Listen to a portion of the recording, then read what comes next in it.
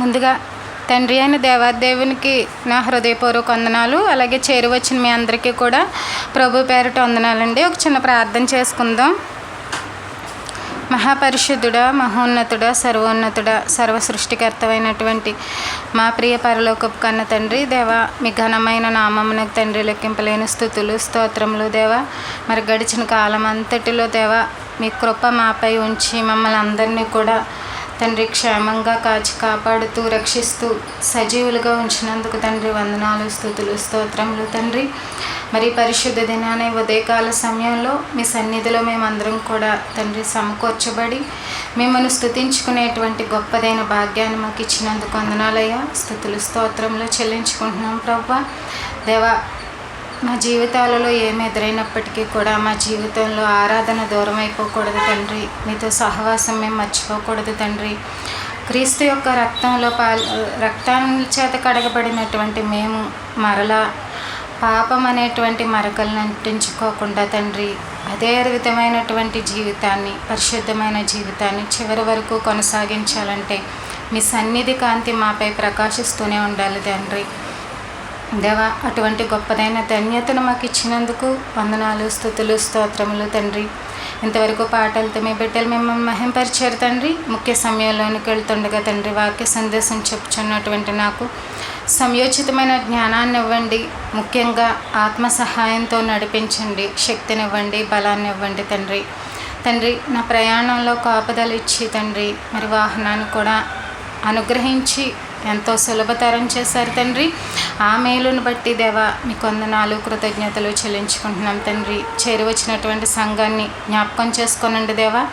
మరి ఎంతో ఆసక్తితో తండ్రి తమ ఆత్మలను బ్రతికించుకోవడానికి తండ్రి సజీవమైనటువంటి వాక్యాన్ని గైకొనడానికి విచ్చేసి ఉండగా దేవా వారి ఆత్మలను తృప్తిపరిచేటువంటి విషయాలు తండ్రి మరి మీరే మాట్లాడండి తండ్రి. ఎన్నో విలువైన జ్ఞాన సంగతులు తండ్రి సంఘానికి మీరే బోధించండి నాయన తండ్రి. ఏవైతే అవసరమో తండ్రి మరింతగా మీకు విధేయత చూపుతూ లోబడి బ్రతకడానికి తండ్రి ఏ జ్ఞానపు మాటలు అవసరమో తండ్రి ఆయా ఆత్మలకు తండ్రి అనుగ్రహించమని, అలాగే దేవా తెరవబడినటువంటి సంఘాలన్నింటిలో కూడా తండ్రి పరిచర్య మరింత గొప్పగా జరిగించమని తండ్రి వేడుకుంటూ ఈ ప్రార్థన మా రక్షకుడైన యేసుక్రీస్తు వారి పేరిట అడిగి వేడుకుంటున్నాం పరమ తండ్రి, ఆమేన్. మనం గత 2 వారాల నుంచి ప్రకృతి గురించి, అలాగే దేవుని గురించి, మనిషి గురించి ఆలోచిస్తున్నాం. దేవుడు చేసింది సృష్టి అంతా కూడా ఈ ప్రకృతి అని, మనిషి దేవుడికి వారసులు అంటే పిల్లలు అని. కానీ వినవలసిన మనిషి మాత్రం దేవుడి ఆజ్ఞను అతిక్రమిస్తున్నాడు. చేతిపైనైనటువంటి సృష్టి మాత్రం దేవుడికి విధేయత చూపుతూనే ఉంది. కేవలం మనిషి తిరగబడినప్పుడల్లా దేవుడు దేనితో బుద్ధి చెప్తున్నాడు? ఈ ప్రకృతితోటే. ఈ ప్రకృతి దేవుని చేతిలో ఆయుధం. అయితే ప్రకృతి ప్రతి మనిషిని కూడా గమనిస్తుంది, చూస్తుంది, అది అబ్జర్వ్ చేస్తుంది. తర్వాత దేవుడు ప్రత్యక్షమైనప్పుడు ఒక సాక్షిగా నిలబడుతుంది. అంతేకాదు తర్వాత వారంలో ఏం చెప్పాము? ఇదే భూమిని ఒక మరణ సాధనమైంది అంటే అన్నం పెట్టే భూమి, ఆహారం ఇచ్చే భూమి ఒక మరణ సాధనమైంది. ఆకాశం ఒక మరణ సాధనమైంది. గాలి, నీరు, నిప్పు ఇలా పంచభూతాలు కూడా దేవుని చేతిలో మారణాయుధాలుగా మారిపోయాయి. ఎవరైతే ఎన్నిసార్లు చెప్పినా వినరో అలాంటి మనుషుల కోసం దేవుడు వాటిని వికృతిగా అంటే వ్యతిరేకంగా తయారు చేయడం అనేది జరిగింది. ఇంతవరకు మనం మాట్లాడుకున్నాం. అయితే తయారు చేశాడు. ఒకవేళ మనిషి తయారు చేసుకున్నవైతే ఎలా ఉంటాయని చెప్పాము? అణుబాంబులు ఉండొచ్చు, బాణాలు, కత్తులు, ఖడ్గాలు, ఈ టైప్ ఇలా ఉంటాయి. కానీ దేవుడు చేసిన ఆయుధాలు ప్రకృతిలోని వాటిని మారణాయుధాలుగా చేశాడు. కరెక్టే. ఎప్పుడన్నా ఉపయోగించాడండి? ఏంటవి? ఎప్పుడు? వడగండ్లు, తుఫాన్లు, భూకంపాలు, అగ్ని కురవడాలు, అగ్ని వర్షం, ఇంకా వరదలు. ఇవి బైబిల్లోనా బయట? ఇప్పుడు బైబిల్లోనే ఉన్నాయి, ఇప్పుడు కూడా జరుగుతున్నాయి, లోకంలో కూడా ఉన్నాయి. మిడతల గుంపు ఎక్కడ? చైనాలోనా? చైనా కాదు, ఎక్కడో వచ్చాయి. నిజమే, మిడతల గుంపు టీవీ న్యూస్లో వచ్చింది. అప్పుడు ఏమనుకున్నారంటే ఇక్కడ కాబట్టి సరిపోయింది, అదే చైనాలో వచ్చి ఉంటే వాటిని ఫ్రై చేసుకుని తినేసేవారు వాళ్ళు అనుకున్నారు. ఆ వార్త నాకు కూడా గుర్తుంది. అంటే వాళ్ళు ఏమీ వదిలిపెట్టరు కదా, ప్రతిదీ తినేయడమే. ఆ పురుగులు కదులుతూనే ఉంటాయండి. 2 స్ట్రాలు వేసుకొని తినేస్తుంటారు వాళ్ళు. నిజమే, ఒక సాసులో ముంచుకొని తినేస్తుంటారు. వాళ్ళ ఫుడ్ చూడడానికి కూడా చాలా, అంటే వాళ్ళకి అలవాటు అయిపోయింది. ఇంకా మనం చూసి మనం అన్నం తినలేము, అలా ఉంటుంది. సరే, బైబిల్ ప్రకారంగా ఏమైనా వాడారా? ఎవరి మీద వాడారు ఈ సాధన, ఈ మారణాయుధాలని? వాళ్ళకి బుద్ధి వచ్చిందా, లేదంటే నశించిపోయారా? దానివల్ల ఉపయోగం ఏంటి? అంటే లోకంలో జరుగుతున్నాయి, మనం రెగ్యులర్గా చూస్తూనే ఉన్నాం. బైబిల్లో కూడా మనకు తెలియాలి కదా, అసలు ఎప్పుడు ఎందుకు ఈ ప్రకృతి మారణాయుధంగా మారిపోయింది, ఎవరి మీద దేవుడు ప్రయోగించవలసి వచ్చింది, ఏ సందర్భంలో ప్రయోగించాడు, ఇప్పుడు ప్రయోగించడం వలన వాళ్ళు ఏమన్నా మారారా, లేకపోతే నశించిపోయారా, లేదా వాళ్ళని చూసి పక్కనోళ్ళకి జ్ఞానోదయం అయిందా? ఈ విషయాలు మనం ఈరోజు తెలుసుకుందాం, కొన్నింటిని తెలుసుకుందాము. అసలు ఇవి వెతుకుతూ ఉంటే ఈ పాఠం గురించి నాకు అలా దొరుకుతూనే ఉన్నాయి. అంటే అన్ని విషయాలు, అన్ని సంగతులు ఉన్నాయి బైబిల్లో. అంటే ఇంక పాఠం అవ్వదు, కానీ సందర్భం వచ్చినప్పుడల్లా మాట్లాడుకుందాము. ఈరోజు కొన్ని విషయాలు మాత్రం మీ ముందుకు తీసుకొచ్చాను, కానీ చాలా ఉన్నాయండి బాబు ఈ ప్రకృతి గురించి. అలా సెర్చ్ చేస్తూ ఉంటే దొరుకుతూనే ఉన్నాయి. సరే, మనం 1 గంట మాట్లాడుకోవాలి కాబట్టి కొన్నింటిని మాత్రం మీ కళ్ళ ముందు ఉంచుతాను. ఒకసారి చూడండి, దేవుడు అంటున్న మాట. యోబు గ్రంథం 38, 22, 23 చూడండి.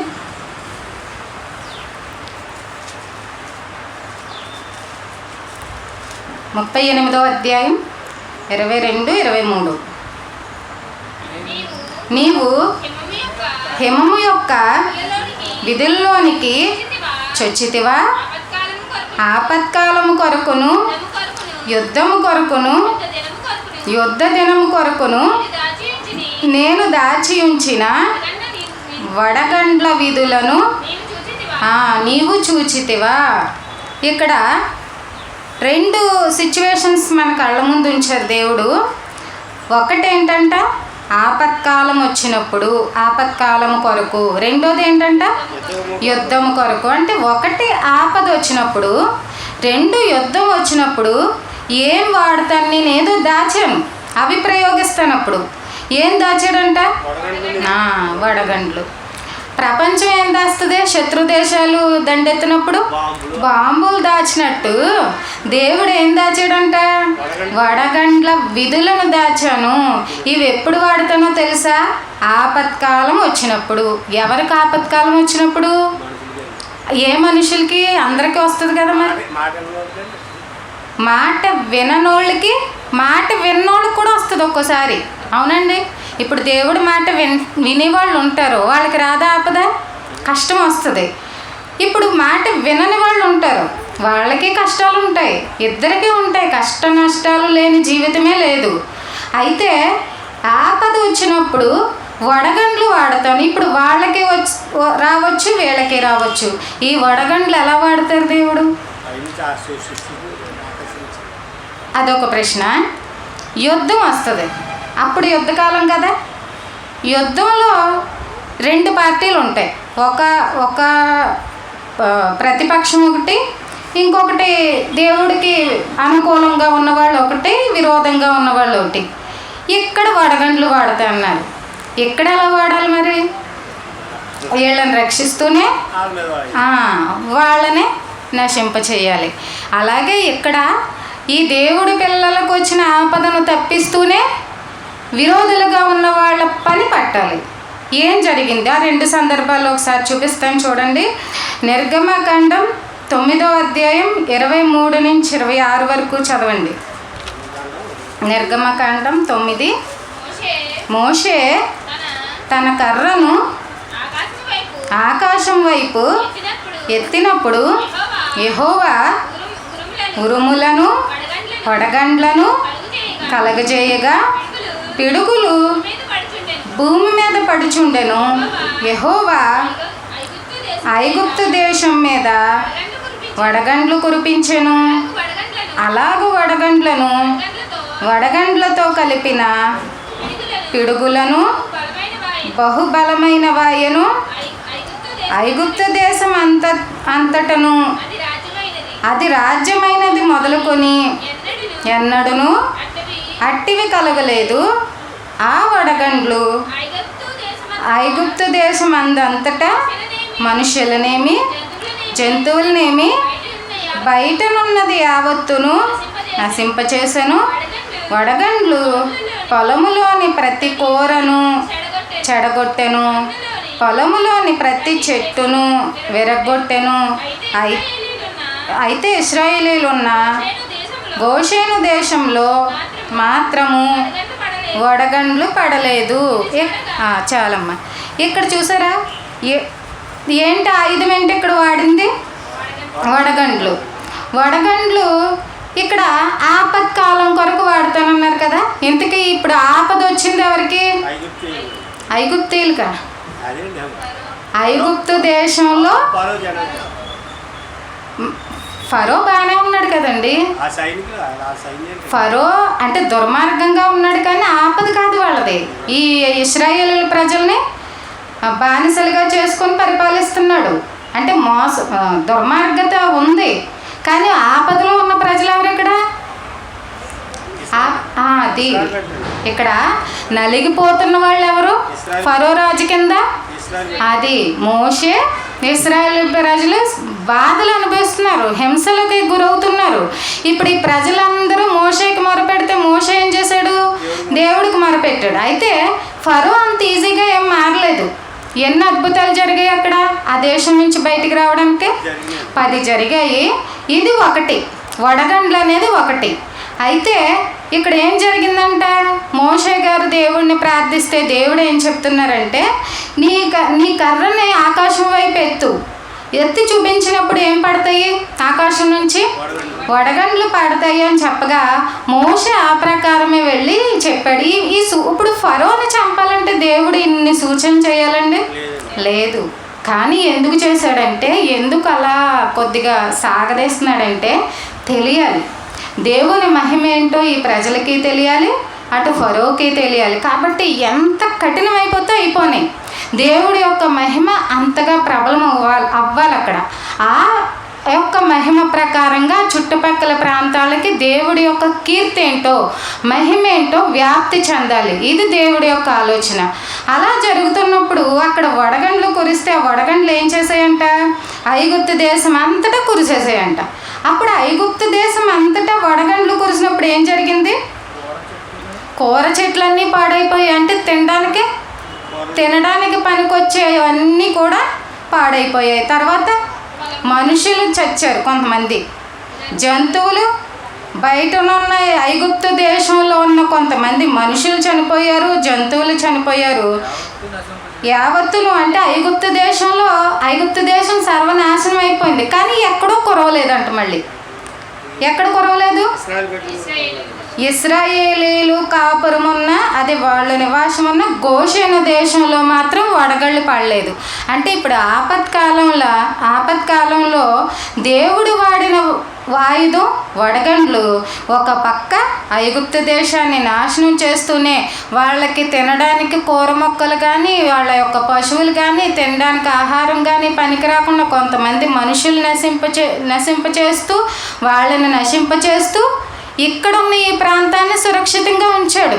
అవే వడగండ్లు ఉపయోగించి ఇక్కడ దేవుడు వాడిన ఆయుధం వడగండ్లు. ఆపద వచ్చినప్పుడు దేవుడే ఇన్వాల్వ్ అయిపోడు. ప్రతి దాంట్లో ఏదో ఒక దాన్ని వాడుకుంటాడు ఆయన. ఈ ప్రకృతిలో ఉన్న ఏదో ఒక దానిని, ఒక గాలిని వాడుకోవచ్చు, ఒక నీరును వాడచ్చు, ఒక ఇదిగో ఇప్పుడు చెప్పినట్లుగా వడగండ్ల వర్షాన్ని వాడచ్చు, లేదా భూకంపం భూమిని వాడచ్చు. ఇది ఒక సందర్భం. ఈ విధంగా ఫరో ఎదుట ఈ మహిమ చేయబడింది. దేవుడు విడిపించడానికి, వాళ్ళని విడిపించడానికి చేసినటువంటి వాటిలో ఇది ఒక రకమైనటువంటి అద్భుతమైన లేదా సూచక క్రియ జరిగింది. అయినప్పటికీ ఫరో హృదయం ఏమీ మారిపోలేదు. ఇంకా చాలా రకాలుగా చేసి వాళ్ళని విడిపిస్తాడు దేవుడు. ఆ యొక్క క్రియల వలన అనేక ప్రాంతాలకు దేవుని యొక్క మహిమ ఏంటో వ్యాప్తి చెందింది ఆ కాలంలో. తర్వాత ఇంకొక సందర్భం ఏం చెప్పారు, ఇంకొకప్పుడు ఏం వాడతానన్నాడు, యుద్ధాలు వడగళ్ళతో చేస్తారు, అసలు చెయ్యరు కదా. ఇది విచిత్రం కదా. యుద్ధం ఎలా చేస్తారు? ఎంత పాత రోజులైనా కత్తులు ఉన్నాయి, కత్తులతో ఖడ్గాలతో చేస్తారు. ఇది ఎప్పుడు జరిగిందంటే చదువుదాము. మోషే గారి తర్వాత ఎవరు వచ్చారు వాళ్ళని నడిపించడానికి ఆ ప్లేస్లోనికి? అహరోన్ అండి,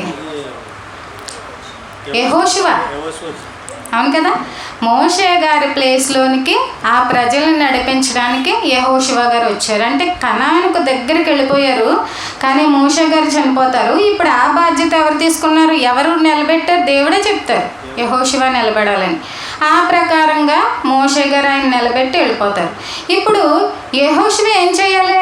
ఈ ప్రజల్ని కనాన్ను స్వాధీనపరుచుకునేంత వరకు ఈ యెహోషువదే యుద్ధాలు, పోరాటాలు అన్నీ ఇంకా యెహోషువదే. ఎందుకంటే ఆయన వెళ్ళిపోయారు కాబట్టి మొదట్లోనే దేవుడు ఏమని చెప్తారంటే, నువ్వు భయపడకు, నా ఆజ్ఞలు పాటిస్తూ నువ్వు నా మాటకి వింటూ వెళ్ళిపో, నేను నీకు ఎక్కడికి వెళ్తే అక్కడ విజయాన్ని ఇస్తాను. ఇప్పుడు కనాను ఊరికే వచ్చేస్తుందా? దేవుడు ఇస్తానన్నంతలో ఏం చేయాలి? ఇప్పుడు యుద్ధాలు, ఒక్కో ప్రాంతాన్ని ఒక్కో రాజు పైన, ఒక్కో ప్రాంతం ఆ ప్రాంతపు రాజు పైన యుద్ధం చేస్తూ ఆ ప్రాంతాన్ని స్వాధీనపరుచుకుంటూ ఉండాలి. ఇలా ఎక్కడికి వెళితే అక్కడ విజయాన్ని సంపాదించుకున్నాడండి యెహోషువ. ఎవరి వలన?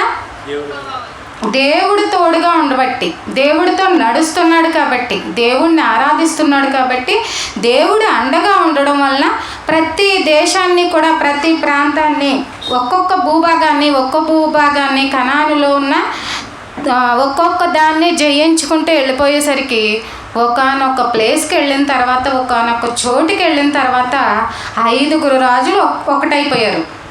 అంటే యెహోషువకి వ్యతిరేకమైపోయి వీళ్ళు ఏమని ఆలోచన చేశారంటే, ఒక్కొక్కరికి వెళ్ళామనుకో ఈ యెహోషువ జయించేస్తున్నాడు, మనం ఓడిపోతాం, మన రాజ్యాలను కోల్పోతాం, మన భూభాగాల్ని యెహోషువ ఆక్రమించుకుంటాడు. ఇప్పుడు మనం ఏం చేయాలి?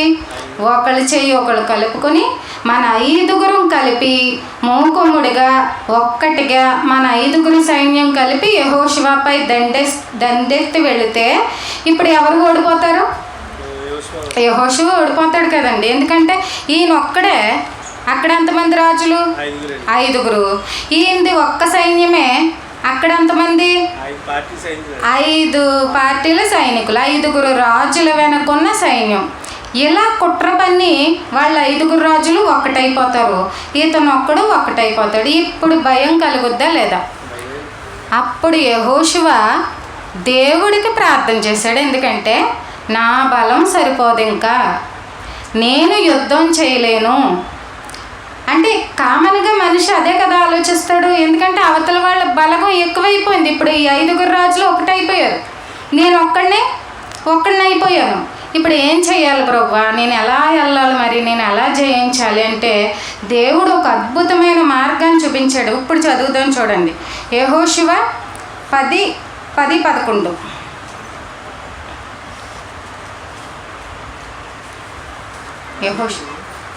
మరియు 10:11 చదవండి. 10వ అధ్యాయం 10:11 చదవండి. మరియు వారు ఇశ్రాయేలు ఎదుట నుండి ఇంకా 9 చదవండి. అయితే అప్పుడు యెహోవా గిల్గాలు నుండి అక్కడి నుంచి చదవమ్మా. ఆ రాత్రి అంతయు నడిచి వారి మీద అది ఎన్నో వచ్చిన 9వ 10 మరి. అప్పుడు యెహోవా అక్కడి నుంచి అప్పుడు యెహోవా ఇశ్రాయేలు ఎదుట వారిని కలవరపరచగా యెహోషువ గిబియోను ఎదుట మహాఘోరముగా వారిని హతము చేసెను. బేత్హారోనుకు పైకి పోవు మార్గమున అజేక వరకును మక్కేద వరకును యోధుల వారిని తరిమి హతము చేయుచు వచ్చిరి. మరియు వారు ఇశ్రాయేలీయుల ఎదుట నుండి బేత్ హారోనుకు దిగిపోవు త్రోవను పారిపోవుచుండగా వారు అజేకాకు వచ్చే వరకు యెహోవా ఆకాశం నుండి గొప్ప వడగండ్లను వారి మీద పడవేసెను. గనుక వారు దాని చేత చనిపోయిరి. ఇశ్రాయేలీయులు కత్తివాత చంపిన వారి కంటే ఆ వడగండ్ల చేత చచ్చిన వారు ఎక్కువ మంది అయ్యిరి. ఈ పాయింట్ నోట్ చేశారా? ఇక్కడ ఇశ్రాయేలీయుల ప్రజలు ఎలా వెళ్ళారు యుద్ధానికి?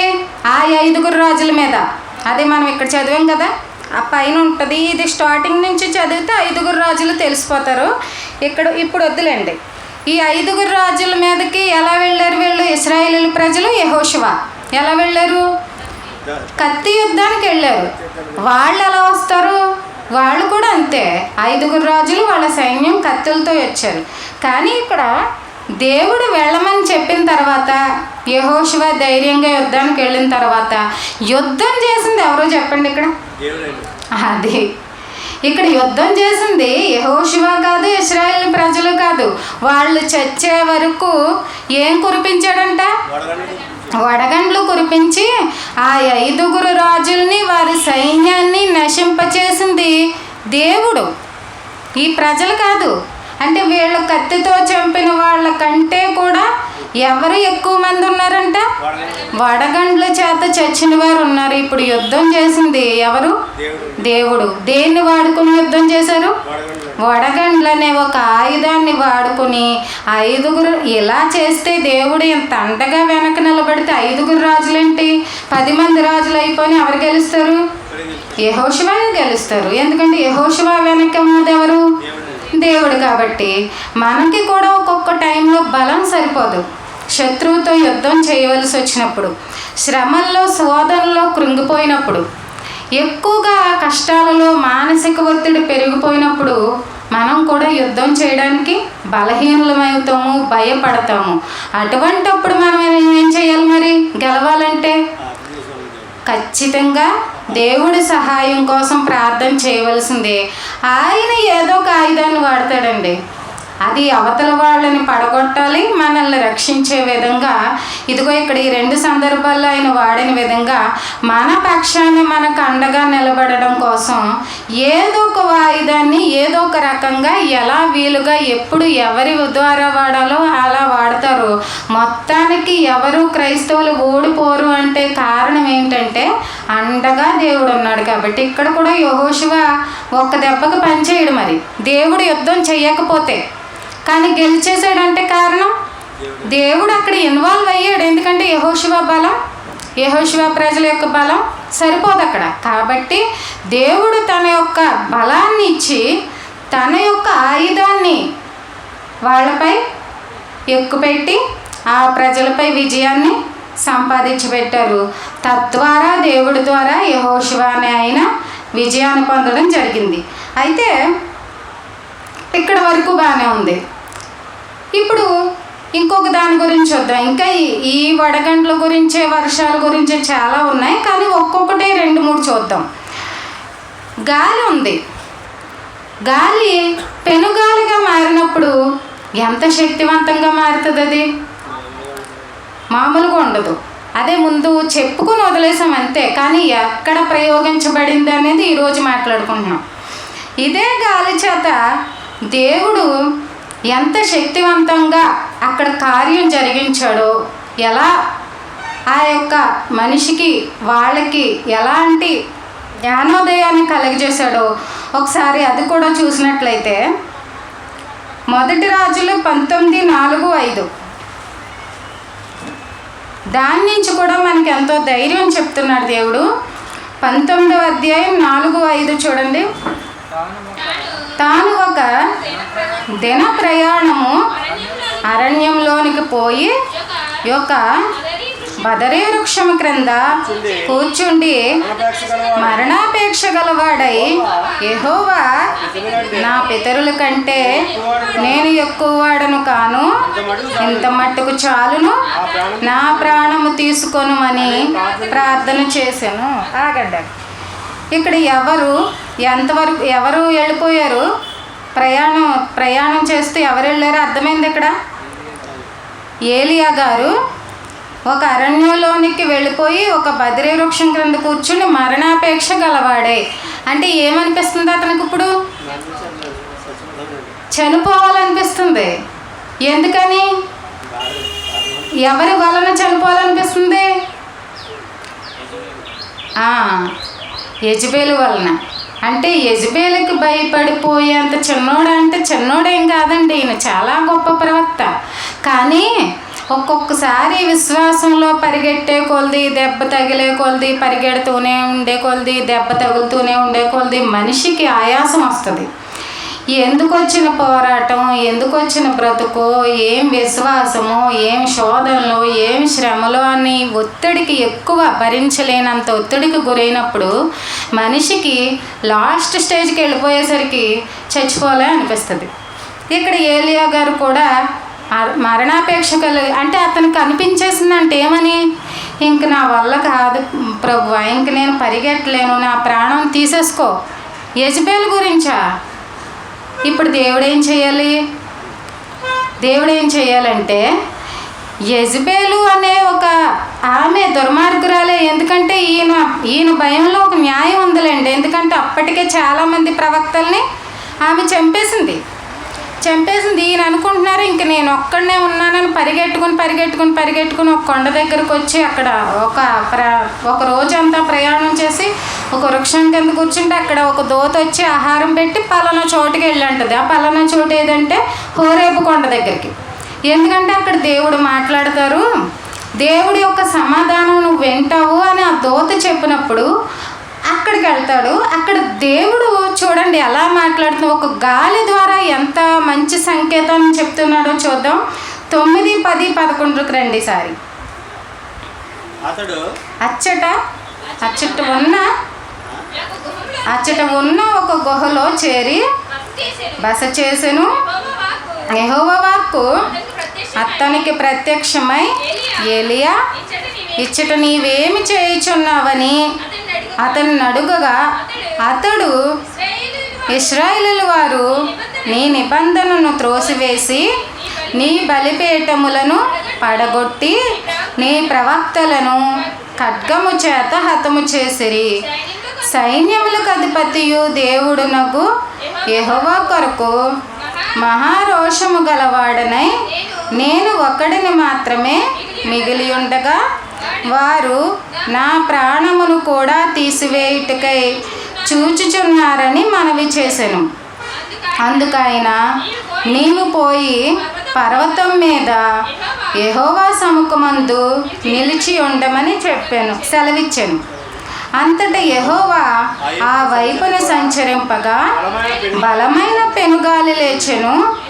యెహోవా భయమునకు పర్వతములు బ్రద్దలాయెను, శిలలు చిన్నాభిన్నములాయెను. కానీ యెహోవా ఆ గాలి దెబ్బయందు ప్రత్యక్షము కాలేదు. గాలి పోయిన తర్వాత భూకంపము కలిగెను. కానీ ఆ భూకంపమునందు యెహోవా ప్రత్యక్షం కాలేదు. ఆ భూకంపమైన తర్వాత మెరుపు పుట్టెను. కానీ ఆ మెరుపునందు యెహోవా ప్రత్యక్షము కాలేదు. మెరుపు ఆగిపోగా మిక్కిలి నిమ్మళముగా మాట్లాడు ఒక స్వరము వినబడెను. ఇక్కడ ఈయన వచ్చేసారు కదా, ఒక కొండ దగ్గరకు వచ్చినప్పుడు ఒకసారి నువ్వు ఆ పర్వతం దగ్గరికి రా అని చెప్పి వెంటనే దేవుడు ప్రత్యక్షమయ్యాడా? దేవుడు ప్రత్యక్షం అవ్వలేదు. ముందు ఏమొచ్చిందంట? పెనుగాలి వచ్చిందంట. పెనుగాలి వస్తే ఏమైంది? అక్కడ కొండలు బద్దలు. పర్వతాలు బద్దలైపోయాయి, శిలలు చిన్న భిన్నములైపోయాయి. ఏంటి ఒక గాలికి ఎంత శక్తి ఉంటుందా? అంటే పెద్ద పెద్ద కొండలను కూడా విరిచేయగలదా? దేవుడు పంపించిన పెనుగాలది. ఒకే అదే టైంలో భూకంపం, అంటే భూమి కూడా కంపించింది. అంటే ఒక మెరుపు ఆకాశంలో పుట్టింది. ఇప్పుడు ఈ సూచనలన్నీ ఎందుకు చెప్తున్నాడు దేవుడు? నేను ఒక గాలిని పంపించాను అనుకో, ఒక పెనుగాలిని పంపిస్తేనే బండలు బద్దలైపోతున్నాయి, శిలలు ముక్కలైపోతున్నాయి, భూమి కంపిస్తుంది, కదులుతుంది. ఇన్ని రకాలుగా ఇన్ని చేయగలను ఒక్క ఆయుధాన్ని ఉపయోగించి. మరి ఏదో ఒక పెద్ద కొండగా, ఒక పెద్ద బండగా ఉన్న యెజబేలు విషయంలో ఏం చేయలేడా దేవుడు? చేస్తారు. ఎందుకు చేయలేరు? యెజబేలు విషయంలో ఇన్వాల్వ్ అయ్యి యెజబేలుకి ప్రతిఫలం రాలేదా? ఏమొచ్చిందండి? ఆమె ఏం చేసిందో అదే ప్రతిఫలం. అక్కడ ఎవరి రక్తం అయితే చిందించిందో ఆ రక్తమే ఆమె యొక్క రక్తం కూడా అక్కడ చిందింపబడింది. అంటే సేమ్ ప్రతిఫలం ఇచ్చేసాడు కదా దేవుడు. కానీ ఈ మధ్యలో ఏలియా గారికి ఈయన కొంచెం మరణాపేక్షతోటి, మరణ భయంతో ఉండేసరికి, ఏలియా నా శక్తి ఏంటో మర్చిపోయావు, అసలు నేనే రాకుండా ఇదిగో వీటిని పంపిస్తేనే ఇన్ని రకాల మార్పులు జరుగుతాయి. కేవలం ఒక ప్రకృతికి ఆజ్ఞాపిస్తేనే ఎన్ని మార్పులు చేయగలుగుతుంది. బండలు బద్దలు చేయగలుగుతుంది, మొక్కలు అవ్వగలుగుతున్నాయి, శిలలు మొక్కలు అవ్వగలుగుతున్నాయి, భూమి కంపిస్తుంది. ఇలా ఒకదానికే నేను ఎన్నో చేయగలను కదా. నేను ఇన్వాల్వ్ అయినప్పుడు యెజబేలు ఎక్కువ, ఎంతకంటే కూడా బలమైనదా? కాదు కదా. ఎందుకు చేయలేను అని అప్పుడు ఇవన్నీ సూచనలు చూపించిన తర్వాత దేవుడి స్వరం ఏలియా గారితో మాట్లాడడం అనేది జరిగింది. అయినప్పటికీ ఏలియా గారు, నేను వెళ్ళిపోతాను ప్రభు, నా వల్ల కాదు ప్రభు అంటే, నీ ప్లేస్లో ఎలీషాని నిలబెట్టు అంటే. ఒక్కొక్కసారి మనకు కూడా కొండల్లాంటి పెద్ద పెద్ద సమస్యలు ఎదురైనప్పుడు నిజంగానే దేవుడి శక్తిని మర్చిపోతామండి. దేవుడు కనుసాయిగా చేస్తే చాలు, ఒక దూతను వాడుకున్నా లేదా ఒక ప్రకృతిని వాడుకున్నా అక్కడ చాలా పెద్ద కార్యం జరుగుతుంది. దేవుడే దిగి రావక్కర్లేదు. ఆయన చేతిలో ఉన్న ఈ ప్రకృతిని వాడచ్చు, ఒక్కదాన్ని వాడచ్చు, లేదా తన దగ్గర ఉన్న కోటాను కోట్ల దూతల్ని వాడిన సందర్భాలు కూడా ఉన్నాయి. ఈ వీటికంటే మన సమస్యలు పెద్ద కొండల్లా బండల్లా మనం ఊహించుకున్నప్పుడు దేవుని శక్తి మనకి కనబడకుండా వెళ్ళిపోతుంది. ఇక్కడ దేవుడి శక్తి ఏంటో చెప్పడం కోసం ఒక ప్రకృతిలో మార్పులు చేసి చూపిస్తూ మనకు కూడా బుద్ధి చెప్తున్నాడు. అది శోధన కాలం అయినంత వరకు ఉండొచ్చు, ఆ తర్వాత ఎప్పుడు తీసివేయాలో తీసేస్తాం, ఎప్పుడు దాన్ని తొలగించాలో తొలగిస్తాం. ఈ లోపల మనకి ఓర్పు నశించిపోద్ది, సహనం నశించిపోద్ది, కంగారు పడతాం, భయపడతాం. ఎవరైనా అంతే ఆ సిచ్యువేషన్ వరకు వచ్చేసరికి. ఇక్కడ ఏలియా గారికి కూడా అదే జరిగింది. అయితే ఇది పెనుగాలి ద్వారా మనకి, అలాగే అప్పుడు జరిగినటువంటి ఆయనకి చెప్తున్నటువంటి పాఠం. ఇంకొకటి, నీళ్ళు ఉన్నాయి కదా. నీళ్ళని అసలు మొదటగా చేసినప్పుడు దేని కొరకు చేశాడు? మనిషికి దాహం తీర్చడానికి. రెండోది అన్నీ ఇప్పుడు జీవనశైలి జరగాలంటే నీళ్ళు కంపల్సరీ ఉండాలి కదా, ఖచ్చితంగా ఉండాలి. అసలు మొదటి నాగరికత ఎక్కడ ప్రారంభమైంది? నీళ్ళున్న చోటే. మొట్టమొదటి పూర్వం నుంచి ఉన్న మనుషులు ఎక్కడ నివాసం ఏర్పాటు చేసుకునేవారంటే, ఎక్కడ కాలువలు ఉండేవో, ఎక్కడ నదీ ప్రవాహాలు ఉండేవో దాని వారన వీళ్ళు నివాసం చేసుకునేవారు. నాగరికత అనేది అక్కడి నుంచి అభివృద్ధి అయింది. ఎందుకంటే తెల్లవారు లేసిన దగ్గర నుంచి నీళ్ళు అనేది కావాలి. ఇప్పుడు ఇదే ఆయుధమా? ఒకవేళ దేవుడికి వ్యతిరేకంగా మారాలంటే ఇదే ఆయుధం అవుతుందా? అవుద్ది. ఇదే ఆయుధం అవుతుంది. ఏ నీరైతే బ్రతికిస్తుందో, ఏ నీటి ప్రవాహాలు ఉన్న చోటైతే మనిషి యొక్క మనుగడ కొనసాగుతుందో అదే నీరు దేవుని చేతిలో ఆయుధం కూడా. ఒకసారి ఆయుధం కాకముందు చూద్దాం. ఆదికాండం 1:20, 21, 22 చూడండి. ఇది మామూలుగా ఉన్నప్పుడు దేవుడు జీవము కలిగి చలించు వాటిని జలములు సమృద్ధిగా పుట్టించునుగాకనియు పక్షులు భూమిపైన ఆకాశ విశాలములో ఎగురునుగాకనియు పలికెను.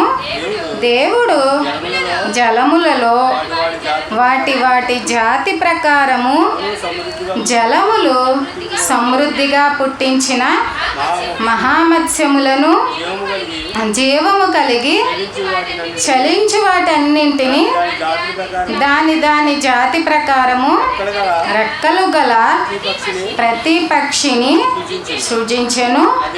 అది మంచిదని దేవుడు చూచెను. దేవుడు మీరు ఫలించి అభివృద్ధి పొంది సముద్ర జలములలో నిండి ఉండుడనియు పక్షులు భూమి మీద విస్తరించునుగాకనియు వాటిని ఆశీర్వదించును. ఇది ఎప్పుడండి? చాలండి. ఇది ఎప్పుడు? సృష్టిని చేసిన ప్రారంభంలో. ఇక్కడ మనం మాట్లాడేది జలాల గురించి కాబట్టి పక్షులను పక్కన పెట్టండి, తర్వాత మాట్లాడుకోవచ్చు. ఆకాశము, దాంట్లో ఎగిరే పక్షుల గురించి పక్కన పెట్టండి ఒకసారి. ఇక్కడ సముద్రము, సముద్ర జలాలు, వాటిలో ఉన్న రకరకాల మత్స్యములు, అలాగే జీవం కలిగి చలించేవన్నీ దాని జాతి ప్రకారంగా పుట్టించాలంట. ఏం పుట్టించాలి ఇప్పుడు? విచిత్రంగా ఉంది కదా ఈ మాట. మనం ఎప్పటి వరకు ఏం మాట్లాడుకున్నాం నీరు గురించి? నీరు అనేది తాగడానికి, అవసరాలకి, మనిషి మనుగడికి అనుకున్నాం. కాదు. సముద్ర జలాలు ఇప్పుడు గత వారం మనం భూమి ఏం చేస్తుంది అనుకున్నాం? భూమి విత్తనాలు ఇచ్చే మొక్కల్ని, వృక్షాలని, పంటల్ని మొలిపించునుగాక. అంటే భూమి మొలిపిస్తుందా మన కోసం? అంటే అన్ని రకాల వృక్షాలు, అన్ని రకాల చెట్లు, అన్ని రకాల పంటలు విత్తనాలతో సహా మన చేతికి పంటనిస్తుంది. సరే, ఇక్కడ సముద్రంలోనికి వచ్చినప్పుడు సముద్ర జలాల దగ్గర కూడా అదే తీరి వాడారు దేవుడు. గమనించారు ఇక్కడ సముద్ర జలాలు ఏం పుట్టిస్తాయంట? వాటి జాతి ప్రకారంగా మహామత్స్యాలు, వాటి జాతి ప్రకారంగా జీవం కలిగిన, అంటే నీటిలో ఏవైతే జీవిస్తాయో వాటన్నింటినీ దాని జాతి ప్రకారంగా జలాలు పుట్టిస్తాయా? సముద్ర జలాలు పుట్టిస్తాయా? పుట్టిస్తాయి. కాబట్టి ఇప్పటికీ చేప దొరుకుతుంది. అంతేనండి. ఎప్పుడో ఆదిలో పెట్టాడు దేవుడు. పుట్టిస్తున్నాయి కాబట్టి ఆ జలాల పని ఏంటంట? ఏ జాతికి అవి పుట్టించాలి. ఇప్పటికీ సీ ఫుడ్ అంటారు. సీ ఫుడ్ అంటే మనకి ఎన్ని తెలుసండి? మహా అయితే సముద్రం చూసారా ఎవరన్నా? సముద్రాలు చూసారండి? ఒకటి పోనీ చూసారండి? సముద్రంలో ఉన్న చేపలు చూసారా? చూడలేదా? చూసారా? ఎన్ని రకాలు తెలుసు మీకు? రకాలు చెప్పొద్దండి. 1, 2, 3, 4, 5 అని అలా ఒక అంకె చెప్పండి పోనీ. ఆవిడికి 10 తెలుసు అంట, అమ్మగారికి. ఏం చూడలేదు మనం. నిజం చెప్పనా? ఏం తెలియదు మనకి. సినిమాలో చూసి మహా అయితే కాకినాడ బీచ్కి వెళ్ళి ఉంటాము, సరదాగా కాసేపు ఆడుకొని మళ్ళీ వ్యాన్ ఎక్కేసి వెనక్కి వచ్చేసి ఉంటాం. ఎలా ఉంటుందో తెలుసండి సముద్రం అంటే? ఆ జలాలు పుట్టించిన మహామత్స్యాలు అంటే ఎలా ఉంటాయో తెలుసండి? వాటిలో తిరిగే జీవం కలిగినటువంటి జలచరాలు అంటారు. అవి ఎలా ఉంటాయో తెలుసా? ఈ సముద్రాలు చూడాలంటే టూరిస్ట్ ప్లేసుల్లోనికి వెళ్తే అరగంటకి 25,000 తీసుకుంటారు. ఎలా తీసుకుంటారో తెలుసా? ఎలా చూపిస్తారో తెలుసా? వాళ్ళు స్కూబా డైవింగ్ అని ఈయన వెళ్ళారు. సపోజ్ ఈయనకు ఒక సూట్ వేస్తారు, అంటే నీటిలో తడవకుండా, నీటిలో మునిగిపోకుండా. ఒక ఆక్సిజన్ పెడతారు, తర్వాత ఒక కెమెరా, ఎందుకంటే అక్కడ లోపల ఏమున్నాయో తెలియాలి కదా. అది కూడా ఒక లక్షల్లో ఉంటుందండి కెమెరాలు. ఎందుకంటే నీటిలో ఉన్న ప్రతి అణువుని పరిశీలించి ఫోటోలు తీసి అవుట్పుట్ మనకి ఇవ్వాలి. ఇది నేను ఎక్కడ చూసానంటే రెడ్డి గారు తీసుకున్నారు. బలభద్రపురం విజయప్రసాద్ రెడ్డి గారు ఒక ప్లేస్కి వెళ్ళినప్పుడు ఈ స్కూబా డైవింగ్కి వెళ్ళారు. ఆయన కెమెరా పెట్టుకుని ఒక మంచి సూట్, వాళ్ళు అంటే అందులో మునిగిపోకుండా ఇస్తారు కదా, ఆ సూట్ వేసుకుని ఒక ఆయన తీసుకెళ్తారు. ఎంత లోతుకి తీసుకెళ్తారో తెలుసండి? పైన కాదు, అది ఆకాశం. పైకి చూస్తే ఆకాశం అంత ఎత్తు ఎలా ఉంటుందో, ఈ భూమి లోతులకి ఎంత లోతుకి తీసుకెళ్తారంటే అంత లోపలికి, అంటే కొన్ని వందలు ఉండొచ్చు, ఎన్ని ఉండొచ్చు కిలోమీటర్ల లోపలికి తీసుకెళ్ళిపోతారు. తీసుకెళ్ళిపోతే అక్కడ ఒక అద్భుతమైన ప్రపంచమే ఉంటుందండి. మనం చూసే ఈ చేపలు, ఈ రొయ్యలు, అవి ఆ ధవళేశ్వరం ఆనకట్ట దగ్గర ఉండేవి 1% కాదు,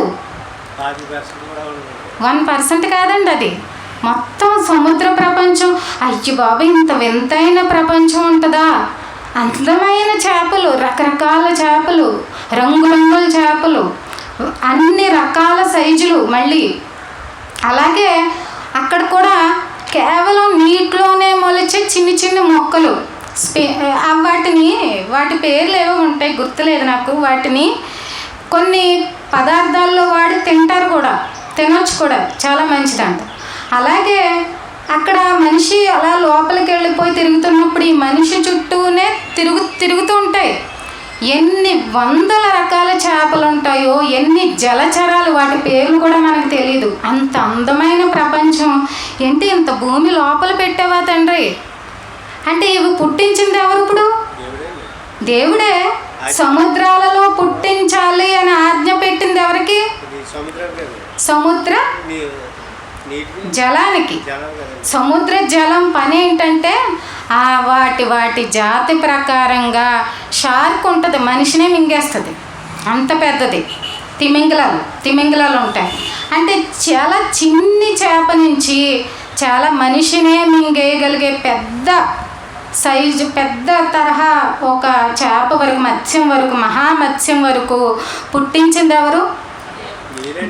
నీరు. అదే దేవుడు ఆజ్ఞ తీసుకుని, దేవుడు మాట ప్రకారం తీసుకుని ఆ జలాలు పుట్టించాయి. అంటే ఏవి అంతరించిపోకుండా నిజంగా చూడాలంటే, ఒకవేళ ఎవరైనా ఫ్యూచర్లో సముద్రం లోపలున్న ఒక వింతైన ప్రపంచం, అక్కడ తిరిగే జలచరాలు చూడాలంటే మీరెవరూ వెళ్ళకండి. ఎందుకో తెలుసా? దానికి మామూలు వాళ్ళు వెళ్ళలేరండి, చాలా గుండె ధైర్యం కావాలి. ఎందుకంటే మీరు ఏదో ఒక మోకాళ్ళ లోతుల్లోనికి వెళ్ళట్లేదు, ఎంత లోతుకి వెళ్ళిపోతారు. మీకు వెళ్ళే కొలది భూమి నుంచి నేను చాలా దూరం వచ్చేసాను అనిపించింది అనుకోండి, మీ పల్స రేటు పడిపోద్ది అక్కడే. ఎందుకంటే మధ్యలో వాళ్ళు తీసుకురారు, ఆ స్కూబా డైవింగ్ తీసుకెళ్ళిన వాళ్ళు. ఆ తర్వాత అన్నీ చెక్ చేస్తారులేండి. ఆ మనిషి హార్ట్ కరెక్ట్గా ఉండాలి, ధైర్యంగా ఉండాలి. నిజమండి, మీరు ఎవరు సాహసాలు చేయకండి. ఎవరన్నా తీసేసి చూసిన వాళ్ళు వీడియోలు పెడతారు, అవి చూసి ఆనందిద్దాం. మేము కూడా అంతే. ఎందుకంటే దానికి చాలా గుండె ధైర్యం ఉండాలి. మనిషికి ఏ అనారోగ్య సమస్యలు ఉండకూడదు. అయ్యి బాబు, ఇప్పుడు ఏదన్నా అడ్డొచ్చేస్తుందేమో, లేదంటే సముద్రంలో వాతావరణం కానీ హఠాత్తుగా మారిపోద్దేమో, ఇలాంటి ఆలోచనలు వచ్చాయనుకోండి, గుండె అక్కడే ఆగిపోద్ది మనకి. అంత ప్రపంచం ఉందండి లోపల. ఎంత ప్రపంచం పెట్టాడు దేవుడు. భూమిపై ఎన్ని రకాల వృక్షాలు, చెట్లు ఉన్నాయో, భూమి మొలిపిస్తుందో సముద్రం కూడా అలాగే పుట్టిస్తుంది, సముద్ర జలాలు కూడా అలాగే పుట్టిస్తున్నాయి. కానీ ఇది మనిషికి వ్యతిరేకమైపోతే, మనిషి దేవుడికి వ్యతిరేకమైపోతే, దీన్నే దేవుడు ఒక ఆయుధంగా మలచాలని చూస్తే, ఇప్పుడు చూడండి ఇది ఎంత భయంకరంగా ఉంటుందో. ఒకసారి నిర్గమకాండం 7వ అధ్యాయం 19, 20, 21, 7, 19 నుంచి. మరియు యెహోవా మోషేతో ఇట్లా నేను, నీవు అహరోనుతో నీ కర్రను పట్టుకొని ఐగుప్తు జలముల మీద అనగా వారి నదుల మీదను వారి కాలువల మీదను వారి చెరువుల మీదను వారి నీటి గుంటలన్నింటి మీదను నీ చెయ్యి చాపుము, అవి రక్తమగును. ఐగుప్తు దేశం అందంతటను రాతి పాత్రల్లోనూ రక్తము ఉండునని అతనితో చెప్పమనెను. యెహోవా ఆజ్ఞాపించినట్లు మోషే అహరోనులు చేసిరి. అతడు ఫరో ఎదుటను అతని సేవకుల ఎదుటను తన కర్రను పైకెత్తి ఏటి నీళ్లను కొట్టగా ఏటి నీళ్లన్నీ రక్తముగా మార్చబడెను. ఏటిలోని చేపలు చచ్చెను, ఏరు కంపు కొట్టెను. ఐగుప్తీయులు ఏటి నీళ్లు త్రాగలేకపోయిరి.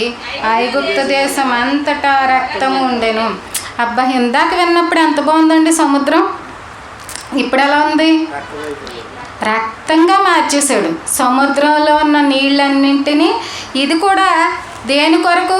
ఎప్పుడు ఇంతకినే మోషేని వాళ్ళ ప్రజల్ని ఐగుప్తు ఫరో రాజు దగ్గర నుంచి తీసుకెళ్ళడానికి ఇందాక ఏం వాడారు? వడగండ్లు వాడారు కదా, అదొక సూచక్రియ. ఇదిగో ఇక్కడ వాడిన ఆయుధం ఏంటి? సముద్రం నీళ్లు, సముద్ర జలాన్నే ఆయుధంగా మార్చేసినప్పుడు అది ఎలా మారిపోయిందంట? రక్తంగా మారిపోయిందంట. ఇప్పుడు ఇది ఇందాక చెప్పుకున్నంత అద్భుతమైన ప్రపంచమా? భయంకరంగా లేదు ఇప్పుడు. అయ్యో, అందమైన సముద్రం, అందులో ఉన్న మంచి ప్రపంచం, సముద్రపు జలచరాలు ఏమైపోయాయి? ఇందులో రక్తంగా మారేసరికి చచ్చిపోయాయి. ఇప్పుడు కంపు కొట్టాయి. అంటే రక్తమే ఒక రకమైన వాసన వస్తుంది. మళ్ళీ అందులో ఉన్న, చెప్పాను కదా ఇందాక, కొన్ని వందల రకాల జలచరాలు ఉంటాయి లోపల. అవన్నీ చచ్చిపోతే, చేప చచ్చిపోతే ఎలా ఉంటుందండి వాసన? అదొక రకమైన కంపు కదా. చచ్చిపోనంత వరకు బాగుంటుంది, చచ్చిపోయి ఎక్కువ సమయం ఉంచేసామనుకోండి అదొక రకమైన కంపు. అంటే ఇక్కడ ఏరు మొత్తం కంపు కొట్టిందంట. ఇప్పుడు ఐగుప్తీయుల పరిస్థితి ఏంటంటారు? నీళ్లు త్రాగడానికి నీళ్లు లేవు. ఒకవైపు కంపు, ఒకవైపు అందులో ఉన్న జలచరాలన్నీ చచ్చిపోయాయి, ఒకవైపు ఈ రక్తం వాసన. అంటే ఎంత జరిగింది నాశనం అయిపోవడానికి. ఇదే నీరు దేవుడి చేతిలో ఆయుధమైతే ఎంత భయంకరంగా ఉంది ఇప్పుడు ఈ ఐగుప్తీయులకి. అయినా ఫరో ఇంకా ఏం ఒప్పుకోలేదు, పంపించలేదు. అతని మనసు ఇంకా కఠినమైపోతూనే ఉంది. చూసారా, అందమైన సముద్రం ఇప్పుడు ఏ జలమైతే పుట్టించిందో వాటి జాత ప్రకారంగా ఇప్పుడు ఆ సముద్రంలోనే చచ్చిపోయి ఉన్నాయి ఇప్పుడు. అంటే అందంగా, అంటే దేవుడు పెట్టినట్లుగా ఉంటే బాగుంటుందండి ఈ సృష్టి అనేది. కానీ ఒక్కసారి అది దేవుడి చేతిలో మారి ఆయుధంగా మారితే ఎవ్వరూ బ్రతకలేరు.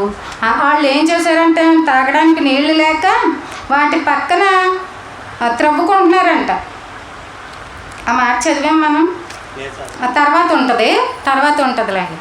దీని తర్వాత వాళ్ళకి నీళ్లు దొరక్క, అంటే మొత్తం అంతా, అంటే పాత్రల్లో, ఈ కాలువల్లో, వాటన్నిటిలో ఎలా మారిపోయాయి? రక్తం అయిపోయినప్పుడు వీళ్ళకి నీళ్ళు ఎక్కడే మరి? త్రవ్వుకుంటున్నారంట. అంటే ఏటి పక్కన త్రవ్వారని ఉందా? అవి ఏటి ప్రక్కన, వీటి పక్కన ఏమన్నా నీళ్లు పడతాయేమో అని త్రవ్వారు. అంటే అవే నీళ్లుగా ఉన్నప్పుడు వీళ్ళకి అంత అవసరం ఉండేదా? అవే నీళ్లుగా ఉన్నప్పుడు. కానీ అది ఒక ఆయుధంగా మారిపోతే దాని గురించి మళ్ళీ పరితపించడం. అంటే దేవుడు ఇవ్వకూడదు అని ఒకవేళ దాన్ని వ్యతిరేకంగా మార్చేస్తే మనిషి వల్ల కాదు వాటిని పొందడం. ఈ విధంగా ఇంకా చాలా ఉన్నాయండి ఈ ప్రకృతిని ఆయుధాలుగా మార్చిన సందర్భాలు. సమయం వచ్చినప్పుడల్లా మాట్లాడుకుందాము. ఈ విధంగా దేవుడు చేసిన అందమైన ప్రకృతిని అనుభవించాలంటే ఖచ్చితంగా దేవుడికి లోబడి బ్రతకవలసిందే. లేదు, నేను ఈ ప్రకృతిలోదే దేవుడు ఒక ఆయుధంగా మార్చేస్తాను అంటే అది ముందు ఒక అందమైనదిగా, అవసరం తీర్చే విధంగా, మనుగడికి ఉపయోగపడే విధంగా ఎలా అయితే ఉందో, తర్వాత మాత్రం మనిషి నాశనానికి దారితీస్తుంది. అదే ప్రకృతి. కాబట్టి ప్రియులరా, దేవుడు చేసింది, ఈ సృష్టిని చేసింది మనిషి కొరకు. సృష్టి కంటే గొప్పగా మనిషి వినాలి దేవుడి మాట. కానీ సృష్టి దేవుడికి ఎప్పుడు కూడా వ్యతిరేకం అవ్వలేదు, దేవుడిపై తిరుగుబాటు చేయలేదు. కానీ మనిషి మాత్రం తప్పినప్పుడు, గతి తప్పినప్పుడు దేవుడు వాడిన ఆయుధమే ప్రకృతి. తర్వాత దోతలు ఉన్నాయి, తర్వాత ప్రవక్తల చేత బుద్ధి చెప్పించడం, ఇంకా అనేక సందర్భాల్లో ఆయన మనిషిని సరిచేస్తూనే ఉన్నాడు, మనిషి తిరగబడుతూనే ఉన్నాడు.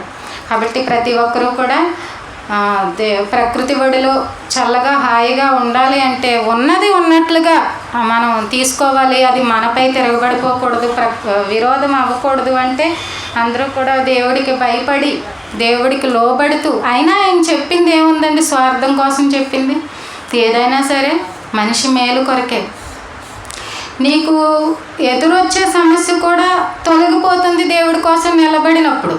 కొంత టైం పడితే పట్టొచ్చు, కానీ ఎప్పుడైతే వ్యతిరేకంగా ఉంటావో నీకు వెళ్ళిపోయే సమస్య కూడా ఎదురొచ్చి నిలబడుతుంది. అవసరమైన సమస్యలు కూడా నీ ముందొచ్చి, రాని ఇబ్బందులు, ఆపదలు కూడా నీకు ఎదురొచ్చి నీ ప్రయాణానికి చాలా ఆటంకం కలిగజేస్తాయి.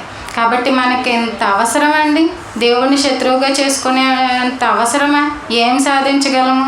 కాబట్టి ప్రకృతి మనిషికి ఇన్ని రకాలుగా బుద్ధి చెప్తున్నప్పుడు దానికున్న పరిపాటి జ్ఞానం మనకు లేకపోయినట్లయితే దేవుడు ఎంతో ప్రేమించి చేసుకున్న మనిషి యొక్క గొప్పతనం ఏమీ లేదు, సృష్టే గొప్ప అనాలప్పుడు. కాబట్టి మనం అందరం కూడా దేవుడికి లోబడతాం, ఆయన మాట ప్రకారంగా బ్రతుకుతాం. అప్పుడు మనకు అనుకూలించే విధంగా ఈ నేచర్ కూడా మనకు అనుకూలంగానే ఉంటుంది. అలాగే ఇంకా భూమిపై అనేక ప్రాంతాలు కూడా ప్రశాంతంగా ఉండాలని, ఎటువంటి ఆపదలు, వైపరీత్యాలు, ప్రకృతి వైపరీత్యాలు రాకుండా ఉండాలని కూడా ప్రతి ఒక్కరూ ప్రార్థించండి. ఎందుకంటే వాతావరణ సూచనల ప్రకారంగా ఇంకా కొన్ని తుఫాను హెచ్చరికలు ఉన్నాయి అని చెప్తున్నారు. దాన్ని బట్టి కూడా ప్రతి ఒక్కరూ ప్రార్థిద్దాం. చిన్న ప్రార్థన. మహోన్నతుడా, మహాపరిశుద్ధుడా, సర్వోన్నతుడా తండ్రి, మీ ఘనమైన నామానికి తండ్రి వందనాలు, స్తుతులు, స్తోత్రములు తండ్రి. ఇంతవరకు దేవా మీ మాటలతో తండ్రి మా హృదయాలను నింపినందుకు వందనాలయ్యా, స్తుతులు, స్తోత్రములు చెల్లించుకుంటున్నాను తండ్రి. తండ్రి, ప్రతి మనిషి పట్ల మీకున్న ప్రేమ ఎంతో అమూల్యమైనది, అపారమైనది తండ్రి. కానీ మనిషి అర్థం చేసుకోకుండా మీకు విరోధంగా తిరిగినప్పుడు తండ్రి, మరి ఆ మనిషికి బుద్ధి చెప్పడానికి అనేక రకాలుగా ప్రయత్నిస్తూ అవే పాఠాలని వాళ్ళకి బుద్ధి కలిగించినప్పుడు జరిగించినటువంటి క్రియల్ని మా కళ్ళ ముందు ఉంచు తండ్రి. మాకు బుద్ధి నేర్పుతూ తండ్రి, మరి మమ్మల్ని మరింతగా తండ్రి హెచ్చరిస్తూ మీ మార్గంలో తండ్రి నడిపించడానికి తండ్రి మీరు చేస్తున్నటువంటి సహాయాన్ని బట్టి వందనాలు, స్తుతులు, స్తోత్రములు తండ్రి. ఏ ఒక్కరూ కూడా తండ్రి జ్ఞానం లేకుండా ప్రవర్తించకుండానట్లు తండ్రి మీకు విధేయులుగా తండ్రి మీకు లోబడి బ్రతికే విధంగా మా జీవితాలు మలచమని తండ్రి, ఎటువంటి పరిస్థితులు దుష్టుడు మాకు తెప్పిస్తున్నప్పటికీ, ఎలాంటి సమస్యలు మా జీవితాలలో పెడుతున్నప్పటికీ తండ్రి, మరి ఆయా సమయం వచ్చినప్పుడు ఖచ్చితంగా మీ నుంచి మేము సహాయం పొందుకుంటామనే నమ్మకంతో, విశ్వాసంతో కొనసాగలిగే జీవితాలు మా అందరికీ దయచేయండి. సంఘాన్ని ఇంకా బలపరచండి, స్థిరపరచండి దేవా.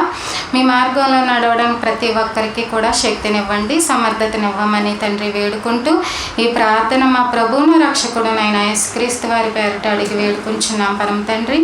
ఆమేన్.